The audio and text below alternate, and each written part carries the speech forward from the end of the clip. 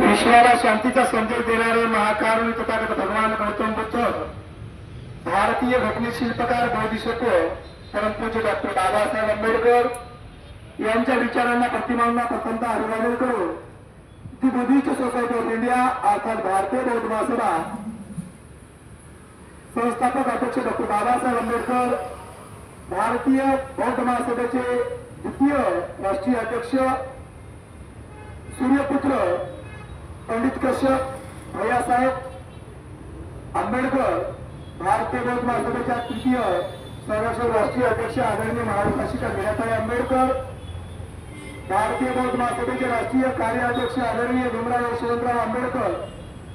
भारतीय बौद्ध महासभेचे राष्ट्रीय सल्लागार सर्वे बाळासाहेब तथा प्रकाशजी आंबेडकर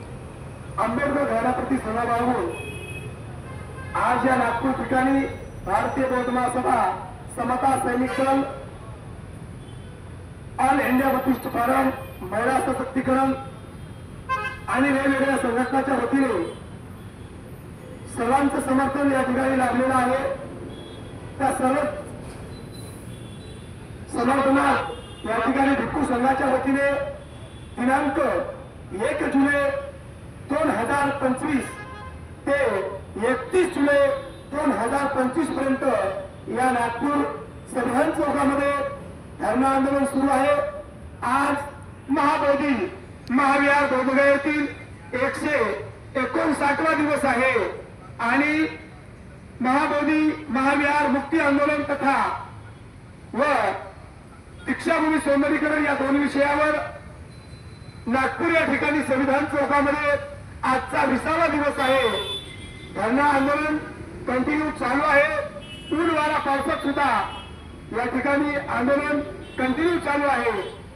आजच्या दिनी एवढं सांगायचं आहे की महाबोधी महाविहार मुक्तीसाठी जवळजवळ 30 ते 40 ठिकाणी धरणं आंदोलन होऊ घातलेलं आहे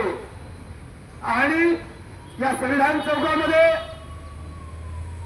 दैनंदिन उपासक उपासिकांच्या वतीने भिक्खू संघास भोजनदान सुद्धा देण्यात येत आहे। या ठिकाणी धरणं आंदोलन जोपर्यंत महाबोधी महाविहार बौद्धांच्या ताब्यात येणार नाही तोपर्यंत कंटिन्यू चालू राहील असं या ठिकाणी या आंदोलनाचे प्रमुख भदंत डॉक्टर चंद्रकीर्ती यांच्या आधिपत्याखाली या नागपूरच्या संविधान चौकामध्ये धरणं आंदोलन चालू आहे आणि आज रोजी पाहता वेगवेगळ्या संघटना जे बुद्धिस्ट स्वतःला बौद्ध म्हणून घेणारे, वेगवेगळ्या पक्षात काम करणारे बौद्ध बांधव, बौद्ध भगिनी हे सर्व त्यांना काहीतरी या गोष्टीची जराशी चाहूल लागली असेल तर त्यांनी त्यांच्या प्रमुखांना, ज्या पक्षात काम करतात त्या प्रमुखांना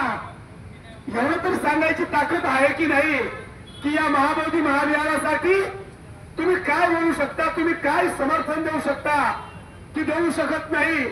ही लाजिरवाणी गोष्ट या ठिकाणी नाही सांगायला पाहिजे, परंतु सांगण्याची वेळ येत आहे। जर स्वतःला बौद्ध म्हणून घेत असाल तर हे वाक्य तुमच्या हृदयात कोण असेल तर तुम्ही ते उद्गार काढला पाहिजे। ज्या पक्षात आपण काम करत आहात त्या पक्षप्रमुखांना याचा छळ विचारला पाहिजे, अन्यथा तुम्ही जीवन जगणं त्या पक्षामध्ये राहणं ही लाजिरवाणी गोष्ट आहे। सांगायचं एवढं ताकदीने सांगू इच्छितो की बघा आकाशजी लामा या भिक्खू संघाचं या आंदोलनाचं नेतृत्व करत आहेत आणि त्यांच्या नेतृत्वामध्ये या ठिकाणी हे आंदोलन नागपूरच्या ठिकाणी चालू आहे। भारतीय बौद्ध महासभेचे राष्ट्रीय कार्याध्यक्ष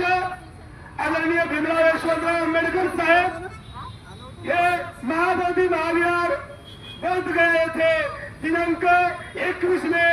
2025 ला त्या ठिकाणी समर्थनात जाऊन आलेले आहेत आणि हा प्रश्न मार्गी लावण्याचा प्रयत्न चालू आहे। भारतीय बौद्ध महासभेचे राष्ट्रीय सल्लागार सर्वे बाळासाहेब तथा प्रकाशजी आंबेडकर दिनांक 16 ते 17 एप्रिल 2025 ला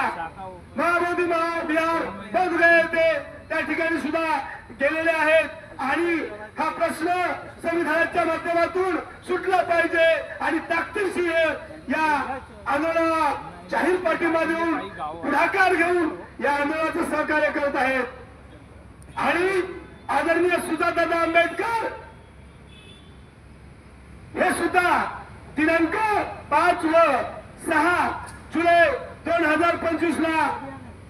महाबोधी महाविहार बोधगया येथे जाऊन 2 दिवसीय त्या ठिकाणी आंदोलनात सहभागी होऊन संविधानाच्या मार्गाने हे आंदोलन कसं छेडता येईल ताकदीशी उभं राहून या ठिकाणी आंबेडकर घराणं या महाबोधी महाविहार बोधगया येथे जाऊन ताकदीशी सर्वांच्या